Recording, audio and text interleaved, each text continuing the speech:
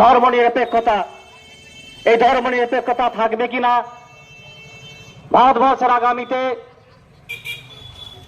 স্বাধীনতা থাকবে কিনা, যে স্বাধীনতার বাক স্বাধীনতা, যে স্বাধীনতা নিজস্ব রুচিতে যে খাবে সে খাবার খেতে পারবে কিনা, অর্থাৎ ভারতবর্ষের আগামী দিনে গণতন্ত্র থাকবে কিনা, তার জন্য এই নির্বাচন খুব গুরুত্বপূর্ণ নির্বাচন।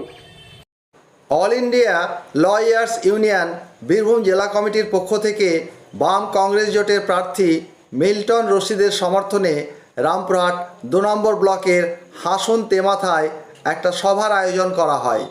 এই সভা থেকে বামপন্থী আইনজীবীগণ ভারতের সংবিধানের মৌলিক অধিকার রক্ষার, ধর্মনিরপেক্ষতা রক্ষা করার আহ্বান জানিয়ে জোট প্রার্থীদের ভোট দেওয়ার জন্য সকল নির্বাচক মণ্ডলীদের আহ্বান জানান।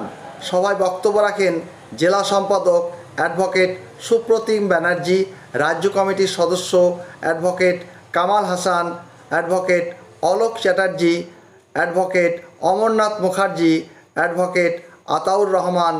সভার সভাপতি ছিলেন অ্যাডভোকেট আবুল হাসনাত। ধর্মের সাম্প্রদায়িক ইস্যুকে নিয়ে মানুষের কাছে ভেদাভেদের একটা সৃষ্টি করছে। এই সৃষ্টি যে করছে বিজেপি সরকার, সেটা আমরা সচেতন মানুষ হিসাবে, আইনজীবী হিসাবে কখনোই মেনে নেওয়া যায় না। তাই আপনাদের কাছে নিবেদন করতে এসেছি, আবেদন করতে এসেছি, অনুরোধ করতে এসেছি, ভারতবর্ষে যে ঐতিহ্য ছিল, ভারতবর্ষে যে ধর্মনিরপেক্ষতা ছিল, সেটা আপনাদের রক্ষা করতে হবে। নির্বাচক যারা মণ্ডলী তাদের রক্ষা করতে হবে। রক্ষা উদ্দেশ্যেই আপনাদের কাছে আমরা আহ্বান করতে এসেছি। আগামী 13 তারিখ যে নির্বাচন হবে, সেই নির্বাচনে আমাদের বাম কংগ্রেসের জোট প্রার্থী মিল্টন রশিদকে হাত চিহ্নে ভোট দিয়ে ভারতবর্ষের গণতন্ত্র, ভারতবর্ষের সংবিধান, ভারতবর্ষের ধর্মনিরপেক্ষতা, ভারতবর্ষের অর্থনৈতিক অবস্থা রক্ষা করার জন্যই আমরা এসেছি আপনাদের কাছে।